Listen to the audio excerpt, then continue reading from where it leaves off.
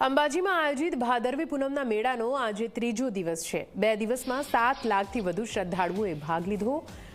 મંદિર ટ્રસ્ટને 50 લાખથી વધુની આવક પણ થઈ છે। 300 જેટલી ધજાઓ મંદિરના શિખરે ચઢાવવામાં આવી। ત્રીજા દિવસે ભાદરવી પૂનમના મેળામાં મોટી સંખ્યામાં લોકો દર્શનાર્થે પહોંચી રહ્યા છે।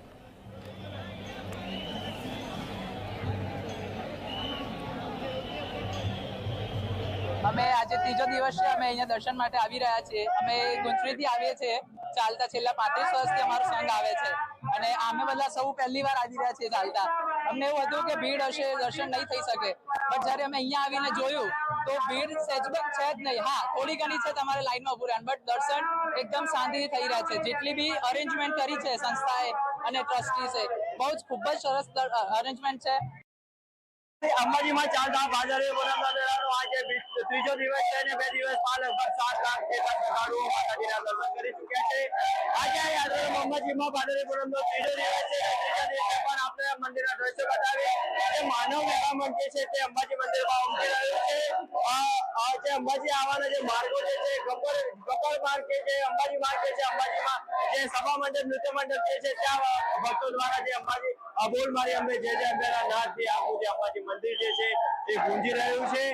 3 દિવસમાં લગભગ મંદિર ટ્રસ્ટે 50 લાખ ઉપરાંતની આવક મંદિર ટ્રસ્ટને થવા પામી છે। 2 દિવસમાં 300 જેટલી ધજાઓ અંબાજી મંદિરના શિખરે ચડાવવામાં આવી છે। જે ત્રીજા દિવસે પણ આપ જે દ્રશ્યો જોઈ રહ્યા છો તે માનવ મેળામણ જે બોલ મારી અંબે જય જય અંબેના નાદથી માતાજીના દર્શનાર્થે પધારી રહ્યા છે। એટલું જ નહીં, જે પોલીસ તંત્ર દ્વારા પણ જે યાત્રિકોને બોલ મારી અંબે જય જય અંબેના નાદથી જે મોજ કરાવવામાં આવી રહી છે તેને લઈને પણ ક્યાંક ને ક્યાંક આ યાત્રિકોમાં જે ભાગ લાગેલો હોય છે તે પણ ક્યાંક ને ક્યાંક હળવો થાય છે। એટલે જે ગઈકાલે રાત્રે રાજ્યના ગૃહમંત્રી હર્ષ સંઘવી દ્વારા પણ જે એમની જે સુરક્ષા છે, એમની જે ભોજન વ્યવસ્થા છે તેની પણ સમીક્ષા કરવામાં આવી હતી।